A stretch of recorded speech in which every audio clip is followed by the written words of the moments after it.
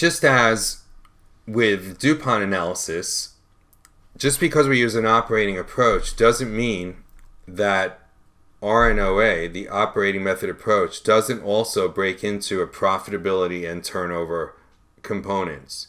That's just the truth of how profitability works. Part of it comes from your markup or your return on sales or margin. The other part of it comes from turnover. And so this system works quite nicely when we add in measures of profitability and measures of turnover. Basically what you would do is you would add sales to the equation. So we've already seen return on net operating assets right here. And we would disaggregate this now into two components. One is net operating profit after tax, profit margin, which would be NOPAT divided by sales.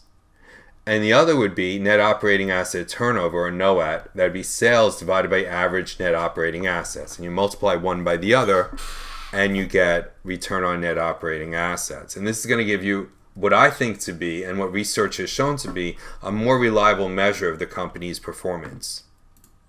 So net operating profit margin tells you how much operating profit they earn from sales dollars. When you think about it, including non-operating items is really not very relevant. You know, you have interest income. Who cares when you're trying to analyze how the company's markup and how much money it makes from its sales? Who really cares about interest expense or interest income and things like that? So take that out of there. Instead, what we do is we take NOPAT, which excludes all those non-operating items, and divide by sales. And now you're going to get a new measure of profitability. Similarly, NOAT would be sales divided by net operating assets, because it's the net operating assets the company is really using to make money. The financial assets, things like investments in marketable securities, that's not what the company uses to make operating profits. That's what the company uses to make dividends or capital gains. So this is a much purer measure of productivity. So sales divided by average net operating assets rather than sales divided by total assets. So net operating profit margin is going to be driven by gross profit and only operating expenses.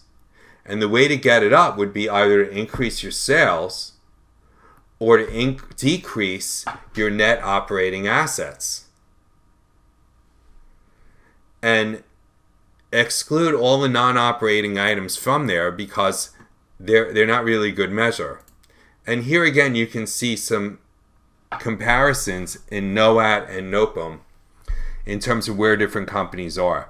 Let's forget about auto manufacturers for a moment, and you could see here the companies, I don't know why they did it this way, they reversed the flip. We saw this before, but it went in the other direction. Net operating profit margin was the y-axis, and net operating asset turnover was in the x-axis. Anyway, they flipped it around now, but you can see here that pharmaceuticals benefits from very high profit margin. There you go, cable and satellites, medical equipment. Medical equipment also has high turnover. Whereas these companies here, like food manufacturers, benefit from high turnover. And you can see the companies that kind of do both, food manufacturers, biotech, medical equipment, kind of have both. Oil and gas extraction kind of has low profit margins and low turnover.